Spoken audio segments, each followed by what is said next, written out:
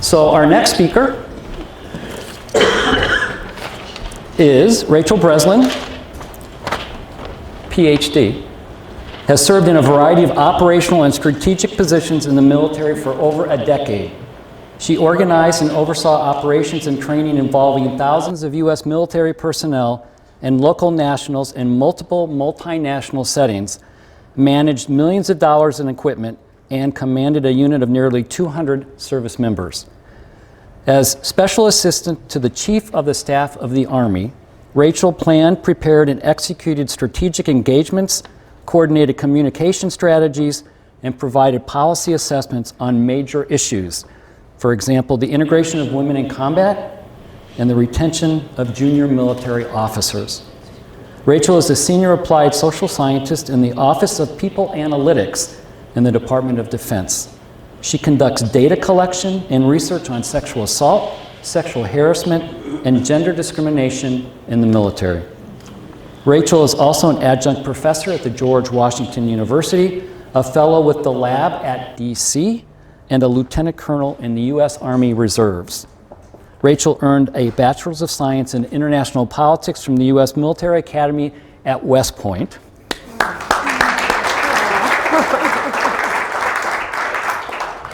A Master of Policy Management from Georgetown University, and a doctorate in Public Policy and Public Administration from the George Washington University. Please welcome Rachel Breslin. That makes me nervous.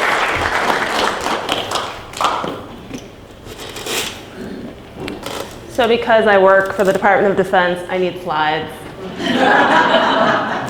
That might be the West Pointer coming out in me. Can everybody hear me okay? Okay.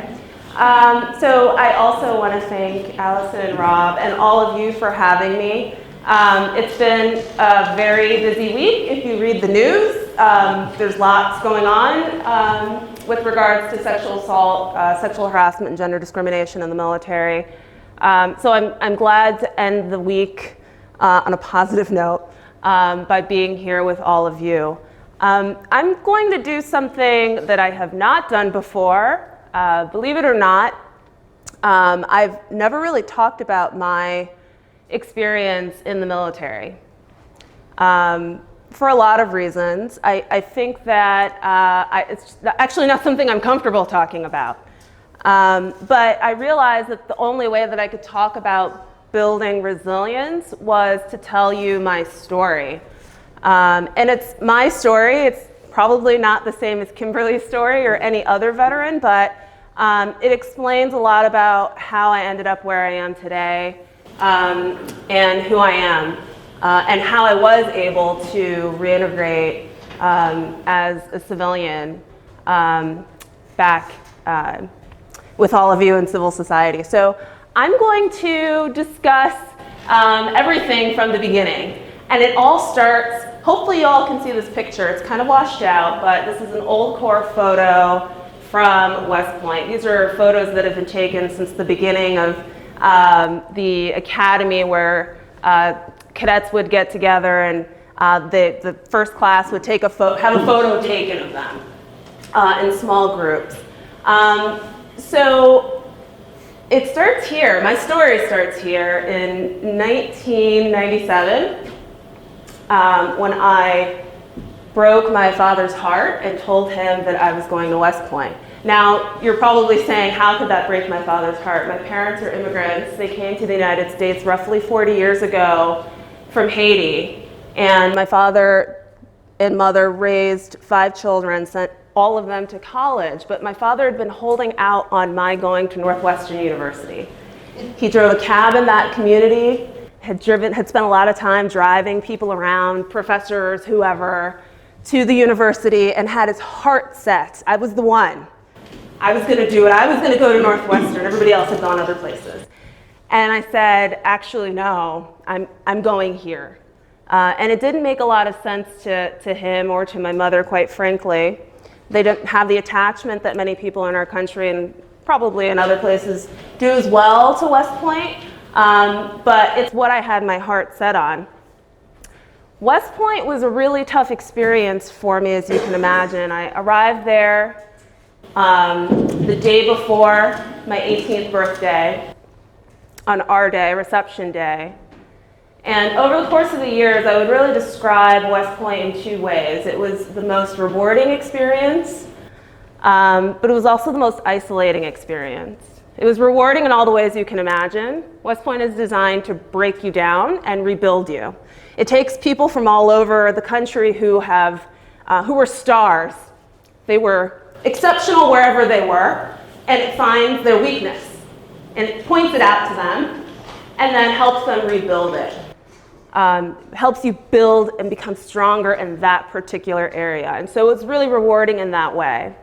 It was also very isolating because this photo that you can't quite see is what West Point still looked like when I was there. And you can see that I don't look like the people in this picture who are primarily white men. Now I am in this picture. I'm somewhere back here. There I am. That's me with my parents looking. My dad still looks kind of sad, not fully smiling, but he was proud. This is graduation day. I made it, even though those 4 years were extremely isolating. I was one of very few women. I was one of 5 black women in my graduating class of nearly 1,000. Nonetheless, I was commissioned that day, June 2nd, 2001, second lieutenant. I branched military police, and I chose that branch with intention. I chose it because it was the closest I could get to the infantry, and the skill and craft that I'd honed at West Point was leadership. I wanted to lead soldiers. I didn't want to be a staff member. I didn't want to be, putting together slides and briefings. I wanted to lead soldiers, and infantry wasn't an option, so I became a military police officer to do that. And so here I am, a butter bar in the military police corps. Germany was my very first assignment, and I chose that again with intention. I wanted to do something and live somewhere that I would otherwise never live in my life, and Germany sounded really exciting, so that's what I did. Of course, within a few months of arriving, in classic form, the Army sent me somewhere else. They sent me to Kosovo. And that ended up being, again, an incredibly rewarding, but also isolating experience. Rewarding because I got to work with forces from across the world. I was operating in a sector with Swedes, with UN peacekeeping forces. I was responsible for an area of operations for assisting a police force in developing training and learning how to provide security to particular areas and communities. So it was really rewarding in that sense. I learned an incredible amount. I was able to continue to hone this craft of leadership. But it was isolating again because as per what would become kind of the norm of my military career, I was really by myself. There were very few women around, and this was particularly the case, when my military police platoon was attached to an infantry company that was then reattached to a French mechanized infantry battalion, and then relocated to an out-of-sector mission where I was one of 2 women to be found, and where we were serving alongside the French Foreign Legion. Our company commander, I will never forget, made a point of bringing the entire company together in a very small room, lining everybody up, and pointing out the fact that there were only 2 women on the base, myself and my 1 soldier, and making a point to say that he would crush anyone that messed with us. Now this was great because it certainly made us feel comfortable. I could take care of myself. I wasn't worried about it, but it was nice to know that our commander cared. But it also felt it was very hard to be singled out in that way. But nonetheless, it was an incredibly rewarding experience because of how much I learned. Because within months of coming back from that deployment, I was here in Kuwait, getting ready to cross the berm into Iraq. This is March of 2003. My company moving across on the race to Baghdad, where we would ultimately end up taking over the mission of providing helping the Iraqi police to get reestablished. At this point, they didn't exist. Rebuilding police stations within our sector of operations in Baghdad. And of course, attempting to reestablish the rule of law. That didn't go well. We won't talk about that. But that time in Kosovo, that time where that I really struggled with, really prepared me for this particular mission. And it also prepared me for taking a second platoon, a platoon that had been together and trained together while I was in Kosovo, taking over that platoon in Baghdad, which was an incredibly challenging thing to do again. But all of these kind of experiences, these challenging experiences really built to getting me here. I pause here to talk briefly about the challenge that I felt with being a platoon leader in Baghdad and having the sense of responsibility for the soldiers who were in my platoon, but also being conflicted by the mission. And this was particularly difficult for me because for example, this case, I was being asked to participate in interviews with the media. This particular story here was a phone call that I did from one of my police stations in Baghdad with an NPR interviewer where he was asking a lot of difficult questions about the mission, and I felt conflicted about what I was seeing happening on the ground and the need to really balance that against the respect that I had for my soldiers and the work that they were doing and wanting to really emphasize that. I really struggled with that. But I ultimately had this sense of responsibility to my soldiers that really, that I felt at times was overwhelming, but that really drove me. I came back from Iraq and met this guy who I didn't expect to meet. I wasn't planning to. In fact, when I returned from Iraq, I didn't tell people that I was back. This is pretty classic for service members who are returning from deployment.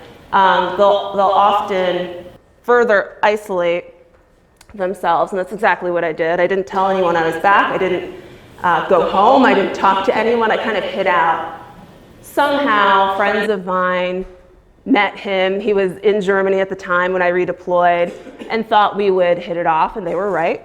We did. Started a little family with a dog, which was plenty at that point in our career. But in classic form, again, the Army played a joke on me and would send him to Iraq while I was home. So this is important because, again, this is another challenge that I would have to overcome. I think lots of people endure the pain of having a loved one deployed overseas. And the uncertainty of the experiences they're having and not knowing what's happening to them. But I would argue that it was particularly difficult for me to have the man who would eventually become my husband deployed. He's the one with the bad mustache on the right. It was hard because I understood exactly what he was doing. I knew what it meant when he didn't answer the phone. I knew what it meant when the command went into blackout. I knew what it meant when I called and he couldn't talk. So this experience of being a spouse of someone, eventually a spouse of someone who deployed as well, was also particularly challenging for me. But that being said, in all of these challenges, I found opportunities to kind of find myself. I traveled a lot, all over Europe actually, Spain, Italy. I did as much as I could to stay distracted and to see as much of the world as I could. That included, this is China, that included eventually getting myself sent to Korea. It was another opportunity to just see a part of the world that I otherwise wouldn't get to see. And it was a rewarding opportunity, again, to work with another force that I wouldn't get to otherwise have interacted with. And of course, another opportunity to continue to learn. And this ended up being really important because eventually I was sent to Hawaii, where I would take command of a nearly 200-person military police company and prepare them for deployment back to Iraq. And this is actually the night that we would deploy to Iraq. This is another incredibly rewarding, but also incredibly isolating experience, but for a slightly different reason. Command is rewarding because, of course, you are responsible for everything that does and does not happen within your organization, which can be positive and challenging, but that's the best part of command. But this experience was also really isolating, again, because the further you move up in your career, the fewer people there are that you can interact with, that you can confide in, that you can tell you're scared.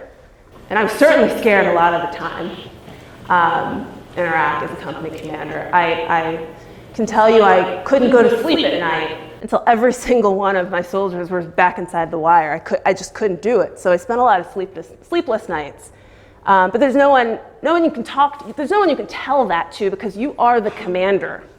The guidon is yours, and people look to you for strength. And so, you know, the day I changed command was hard because I loved being a commander, but it was also a sense of relief because I was so tired. I was so tired, and I honestly don't know. I don't know how I made it through that experience, but for people like these women, who I call my military sisters, Sharon on the left and Nikki in the middle, who were also commanders within my organization. Extremely rare to have other women commanding with you in an organization. Even more rare to have found other Black women commanding with me within my organization or serving as senior leaders within my organization. But they were really, they were my community. They were the people I could confide in and tell that I was struggling or that I was scared or that I didn't know what I was doing. And so I'm eternally thankful to them. Of course, when I came back from Iraq, my life really changed because my husband and I decided that now that we were finally together for a couple of months, that we were going to start a family in addition to our dog. And we had our daughter, Josephine. And I think, Kimberly, your point about how children are life-changing is absolutely the case for me. I, up until this point, had had so much responsibility for people around me, but this was just different.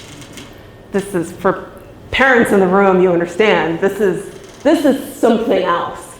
And it was particularly hard because I was still on active duty, and I had those moments of feeling overwhelmed and that I wasn't doing enough. Nonetheless, I persevered, mostly because I had to. I eventually made my way back to the mainland United States in 2009. I served and was promoted to major when I was serving in the office of the chairman of the Joint Chiefs of Staff, and eventually served as a special assistant to the Chief of Staff of the Army. I think this is my last day on active duty that this picture was taken, which is why it's actually particularly important to me. This is General Ray Odierno. He was the Chief of Staff of the Army at the time. I'm smiling in this picture, but I think the thing that's happening in my brain is I'm leaving active duty, I don't have a job, I'm a PhD student, I have a child to take care of. I think I was feeling incredibly overwhelmed because this for me is when my transition, my reintegration began. And I was incredibly afraid and uncertain about what the future would hold. I turned 18 in the Army. It's all I've done. It's what I've been trained to do. I already had a PhD in leadership from doing it for years and years and years in deployed and combat environments. It's all I thought maybe I could do. And I wasn't sure what I would do as a civilian. I didn't really understand civilians. I'd never had a civilian job. I hadn't really interacted with civilians except honestly, not very much. I'd spent most of my career overseas, and overseas, when you serve overseas, you tend to really be very close to other service members because they're the ones who speak English. So I was really, really afraid in this photo because I wasn't sure how I was going to get from here to here. But these people, very same ones from that other photo, really ended up being critical to that transition for me.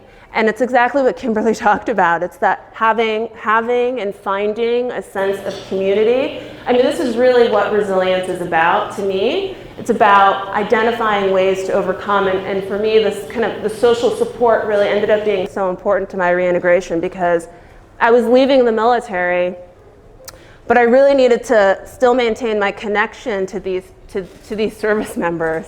I needed to still have the ability to find someone to confide in, someone who would understand me, someone who could understand why I was struggling, why certain smells bothered me, why certain actions bothered me. It was really important to maintain those relationships, so that's exactly what I did.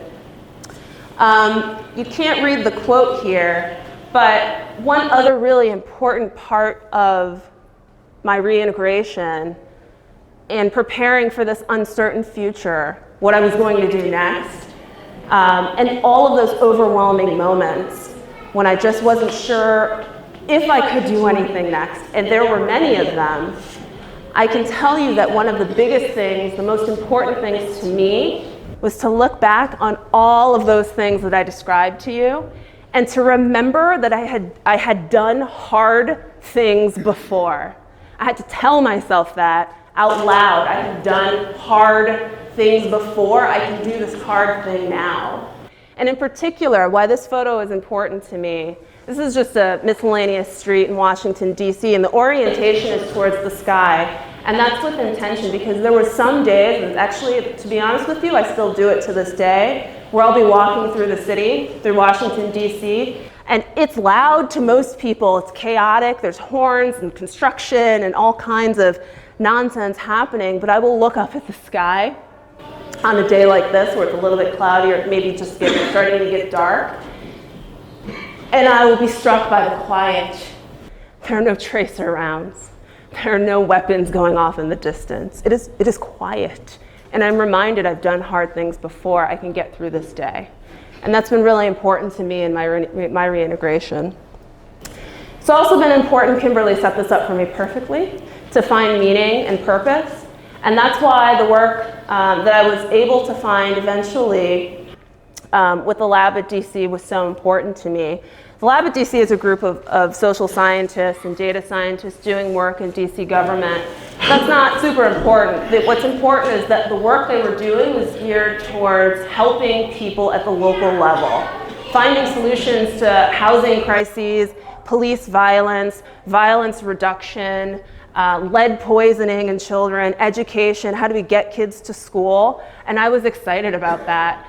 Working there was how I was able to get back to myself, finding meaning and purpose in life, and a reason to get up and do something every day, because it turns out that that's really important to me, and that's really important to my ability to kind of to calm the sense of anxiety inside of me. And that really leads to this kind of broader idea of what got me to my current job.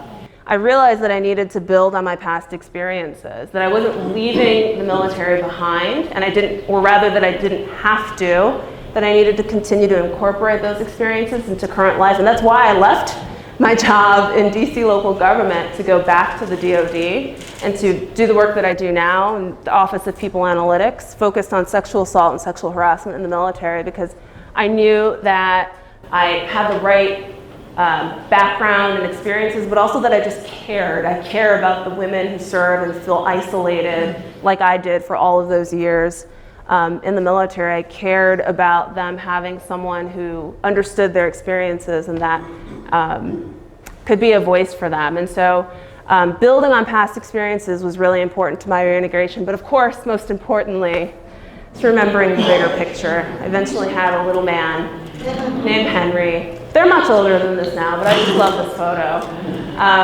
And at the end of the day, remembering that there is so much more, so much to live for. I'm still in my process of reintegration now. I don't actually think it ends. I think you continue to build resilience too.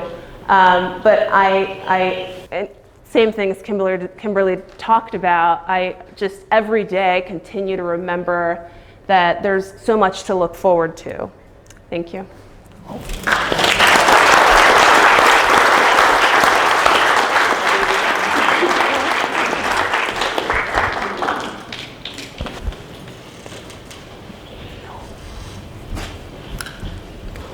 So thank you for coming. I couldn't have asked for two better speakers tonight to talk about resilience and reintegration into life. Whether it be the military or personal calamities that you've had in your life, we always need to harken back on some of the things that make us resilient. Reintegration, community, family, having purpose and a sense of being. Those are incredibly important, whether you're in the military or not. But as it turns out from Rachel and Kimberly's, incredibly important for their time in the military. So again, let's give these two women a round of applause.